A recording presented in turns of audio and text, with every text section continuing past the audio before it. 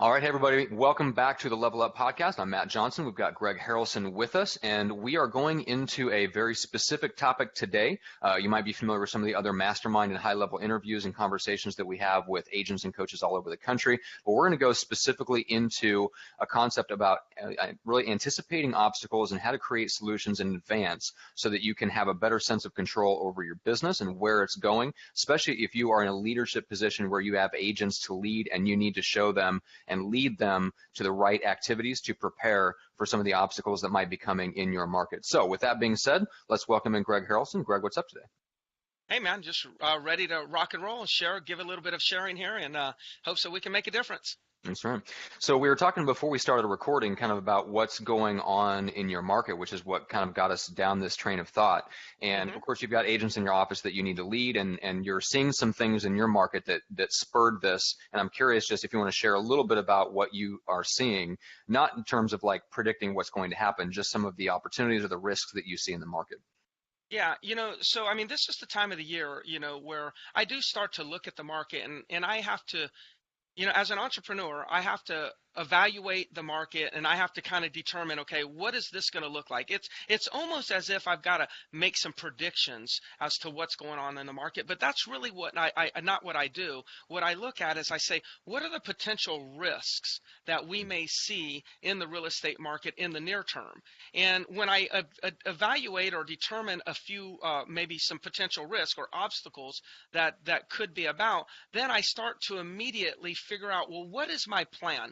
As if those obstacles were here today, what would I do about it? So the goal is to actually have a plan and start working a plan as if the obstacle that I see in the future actually is really there now. And so what I've learned over time is when I'm already solving a problem that doesn't exist, the problem never appears. So right now I see in most markets across the country, look, there's a lot of, this was the busiest December we've ever had. I mean, my agents are texting me the week of Christmas, I just had 4 sales, just had 5 sales. And it's like, wow, what is going on here? The internet traffic on the websites is just skyrocketing right now. The tax reform has just been, has been passed. I don't know if that's good or bad. I'm not going to give an opinion on that. But, the fact that tax reform has been passed, it does give some segment of our market some confidence that the economy is going to be on fire. We're already at low inventory levels, and so we're seeing higher buyer demand, already lower inventory levels. So if the buyer demand comes in and starts buying like we think it is, inventory is going to go down, even more. And the challenge is a lot of people say, well, that'd be good because prices are going to skyrocket. Well, prices can only skyrocket if there's inventory. Right. Okay, so the risk that I see for us in the markets right now is that over the next 90 days, we could have one of the best first quarters we've had in many, many years. But then in the second or third quarter, we could be really suffering because there's nothing to sell. Right. Now, again, that's not a prediction. Right. I'm sharing with you as a business person that that's a risk that I see could become true in the marketplace. And if that risk is true, what are we going to do about it now? And if I set up the systems right now to go ahead and combat that, then when it appears, it's not a problem. We're already in flow. We're already going. It's the people that are not thinking ahead and they're not analyzing and determining what risks that they're going to be dealing with. And then, therefore, if they're not thinking about what it's going to be like in the future, then they're probably not preparing for what it's going to be like in the future. The worst thing to do is prepare when you're actually faced with the problem right there on the moment. You got to be ready for it. Okay. All right, so there's a lot of directions we could go, but I want to make sure that we talk to this specific situation because I feel like it's going to be, whether it happens or not, like second quarter of 2018, right? If it happens three months from now as of the time of this recording, or if it happens sometime in the future, something like this will happen, and it will happen over and over again potentially if let's say, for example, the government continues to handle the potential of economic downturns the same way they have been for the last 15 years, we're going to see a lot of the same things with prices held high, inventory continuing to go lower and stuff like that.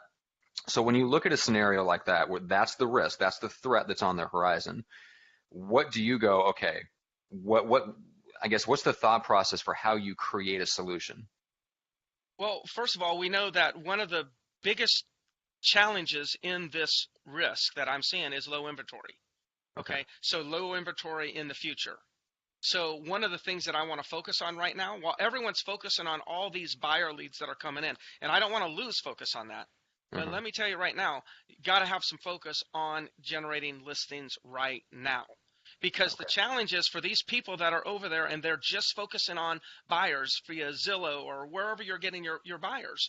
You know, Hmm. there's so much quick, easy money on the buyer side right now that people are like, I don't really need these listings. But what's going to happen to the agents that are all buyer driven when there's no inventory Hmm. or there's very little inventory?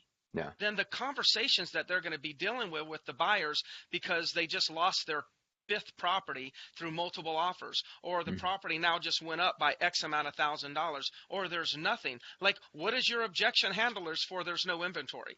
Yeah. Okay, but if you have listings, if you go and get those listings, then you're in a really good position. You're in the driver's seat. You can Hmm. help your seller accomplish what they want and even more, but you're in control because you've got all these people that are frantically trying to figure out how they're going to win the contract for that one listing. So it's early right now in the year, and most real estate agents are thinking, no one's really going to be listing right now. The market doesn't really crank up till March or April. No, no, no. Now's the time you need to be going out there and getting that inventory, putting it in the MLS under your name, and being prepared. You've got to have the inventory before you have the sales. I had one of my agents was talking on the phone yesterday, and I was listening to him, and I thought he said a great thing, and that was somebody was saying, hey, well, nothing really sells until until March or April. And he goes, yes, you're right. In March and April in our market, we do see an increase in closings. But what you have to ask yourself is those properties that are closing, they were put into pending 45 days ago, Hmm. which was February, Right. and they were listed 30 days prior to that in January. Hmm. So yes, you're right. So that people, you've got to understand this process, that the properties that are listing now, those people are your sales at the end of this first quarter. And if we think there's going to be a rush, you better have inventory now, because the last thing you want to be doing is trying to build your inventory starting the second quarter. It's going to get harder. Yeah. Because if anything, I say another risk is that if the market does trend up this first quarter, sellers or property owners are going to hear about it. And what do you think they're going to do? They're going to Hmm. say, oh, I'm just going to wait a little while to put it on the market. I think the market's going to continue going up. I'll just go ahead and wait for more money. So now you got a seller that's Hmm. actually going to start slowing down the pace of putting properties on the market because they're playing the market, wanting to see appreciation. Right. In addition to the demand is taking inventory away. It's a Right. double whammy. So number one, you better be getting inventory right now. And what do you do to get inventory? You have to generate. Hmm. And there's many ways to generate. You're going Yeah. to Give either me do it actively or passively. well, let's give me maybe two quick hit, like the two highest effective, like active ways that you would recommend generating leads in like a low inventory environment. Well, there's quality and there's quantity, pillars. The Okay. highest quality is going to be like an expired, a force of owner, and a centers of influence. The thing Hmm. about the centers of influence, you have a limited amount of them. Right. The force of owners and the expires, you typically have a much larger amount. I know there's some markets out there that won't have as many. Okay, but that's high quality, short fuse, meaning they're tougher to convert, but if you Hmm. have good conversations, you know your scripts, you convert them, you call them, and they can be on the market within a couple days. That's an expired. A FSBO, you call them and you get them on the market within the next 14 to 21 days. Hmm. And then your centers of influence, you just kind of have a steady flow of those throughout the year. But those are the three that I would focus on. Now, Okay. if there's not a bunch of stuff like that of FSBOs and expireds, Hmm. then I would just flat out cold call Yeah. because we have a good story to tell right now. And that is, hello, Matt. It's Greg Harrelson with Century 21, the Harrelson Group. I know you live over in the XIZ community. I'm not sure if you know, but the last home that was on the market has sold, and there's no more inventory, which leads us to believe that prices might be on the rise. I'm just kind of curious, when do you plan on selling? So, I mean, we have a conversation that prices have been increasing, inventory is low. That's really good information for a property owner. They hear dollar signs when we say that. Right. So those are the things that I'd be doing. Perfect. So FSBOs, expired centers of influence, and then next resort after that is circle prospecting into high quality target neighborhoods. Yeah, I guess I should add one more, and sometimes I overlook it because not everyone has it, but up there just as high as expires is working your database. So if you've been building your database properly and you've been nurturing it properly, then you need to get into that database right now when you hang up or stop listening to this call. You need to get into that database and you need to call everybody right now. If you don't call them, somebody else in your market's going to. Gotcha. All right. Very, very good advice, and good advice for any leaders that are listening that have agents that they need to lead. You just basically got the script for your next team meeting. Let's put it that way. So let's finish out with this, Greg. How do people connect with you? Well, they can. And let me say one more thing. For those that are listening that don't have a team, you're still a leader. You have to ask yourself, are you following your own lead? Yeah. Okay, because we're always leading. We're either leading ourselves or we're leading others. And the ones that are having a problem, having a hard time leading others, you know what the challenge is you're not a good follower to your own lead. Now, that's probably too deep for this conversation, but I just wanted to throw it out there because you mentioned it twice. And we're all leaders. Just remember, you're leading yourself also. But if there's any questions or anything, just shoot me a email at gregharrelson@gmail.com. Perfect.